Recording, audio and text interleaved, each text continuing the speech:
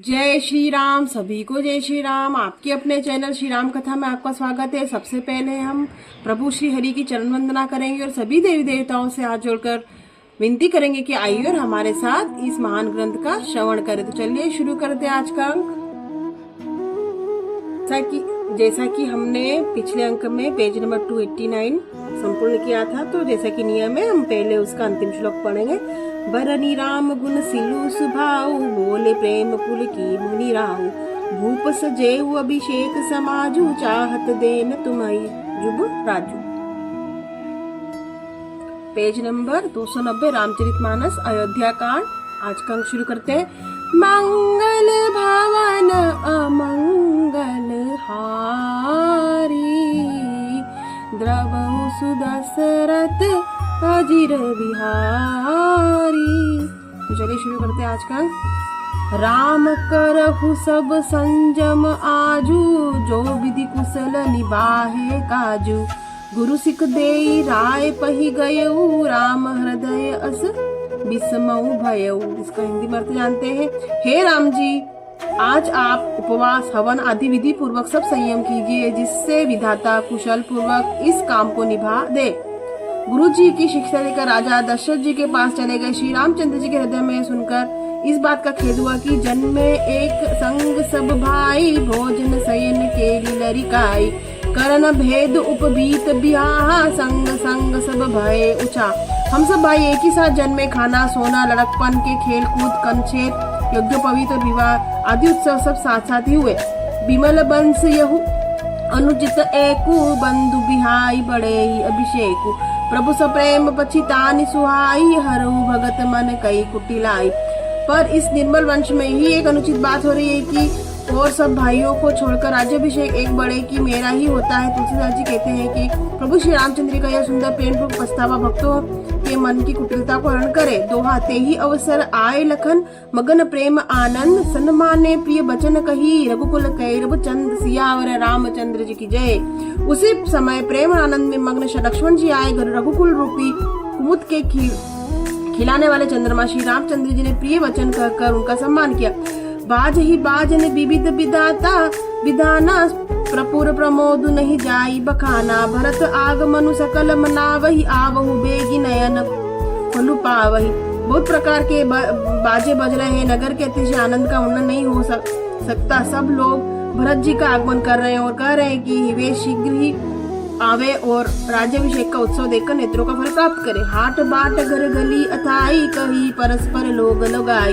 काली लगन भली केतिक बारा, पूज ही विधि अभिलाषु हमारा। बाजार रास्ते घर गली चबूतरों पर जहाँ तहाँ पुरुष और स्त्री आपस में यही कहते हैं कि कल वह शुभ लग्न मुहूर्त कितने समय है, विधाता हमारी अभिलाषा पूरी करेंगे।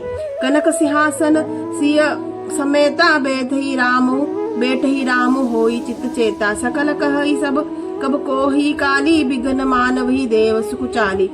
तब सीता जी सही श्री रामचंद्र जी सुवर्ण के सिंहासन पर विराजेंगे और अपना मन चीता होगा, मन कामना पूरी होगी। उधर तो सब कह रहे हैं कि मैं कल कब होगा, उधर कुचक्र की देवता विघ्न कर रहे हैं, देवता विघ्न मना रहे हैं। उधर कुचक्री देवता विघ्न मना रहे हैं। क्षमा कीजिए। तिन्हि सोआइन अवध बधावा, चोरहि चंदनी रतीन भावा। सारद बेली विनय सुर करही, बारही बार पाए लई परही। उन्हें देवताओं को अवध में बधावे नहीं सुहाते, जैसे चोर को चांदनी रात नहीं भाती। सरस्वती जी बुलाकर देवता विनय करेगी और बार बार उनके पैरों को पकड़कर ऊपर गिरते हैं। दोहा। विपति हमारी बिलो की बड़ी मातु, करी सोई आजू। रामो जाहि बन राजा तई, होई सकल सुर काजू। सिया और रामचंद्र जी की जय। हे माता, हमारी बड़ी विपत्ति को देखकर आज वही कीजिए जिससे श्री रामचंद्र जी का राज्य त्याग कर वन को चले जाए और देवताओं का सब कार्य सिद्ध हो।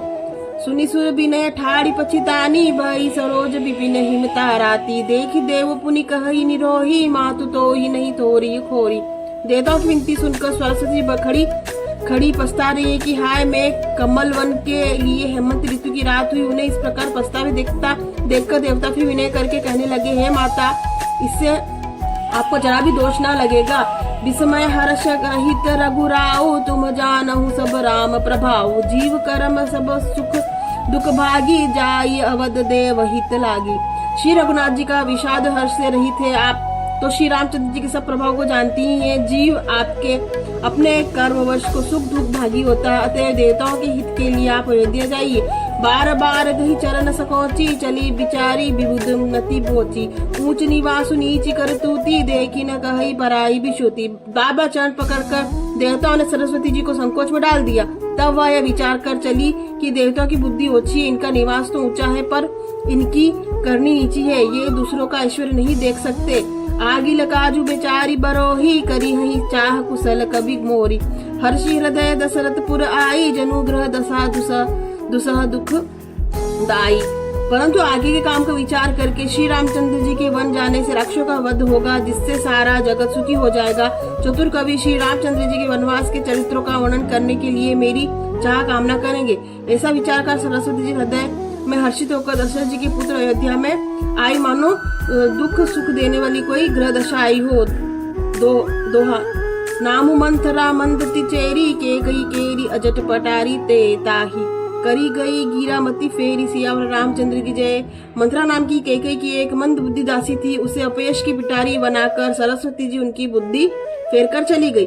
दिख मंथरा नगरु बनावा, मंजुल मंगल बाज बधावा। पूछ ही लोग न काहू उचाओ, राम तिलक सुनी भा उरधाऊ।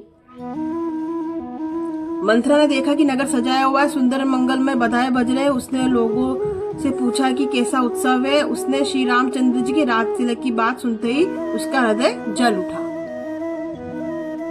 तो आज हमने पेज नंबर 291 संपूर्ण किया। अगले अंक में पेज नंबर 292 हम से शुरुआत करेंगे। और देखा हमने इसमें कैसे मंथरा नाम की जो दासी है, उसने जो अपना ये अयोध्या को सजा हुआ देखा तो उसको बहुत ही बुरा लगा, जैसा कि हम जानते हैं। और ये कैकई की दासी है। तो अब आगे हमको पता है कि अब वनवास की शुरुआत होने वाली है। तो चलिए, बहुत ही अलौकिक ग्रंथ सुनने में और पढ़ने में बहुत ही आनंद का अनुभव हो रहा है।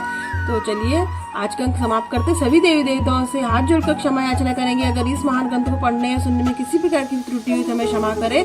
और मंगल भवन मंगल हारी, द्रवौ सुदशरथ अजिर बिहारी।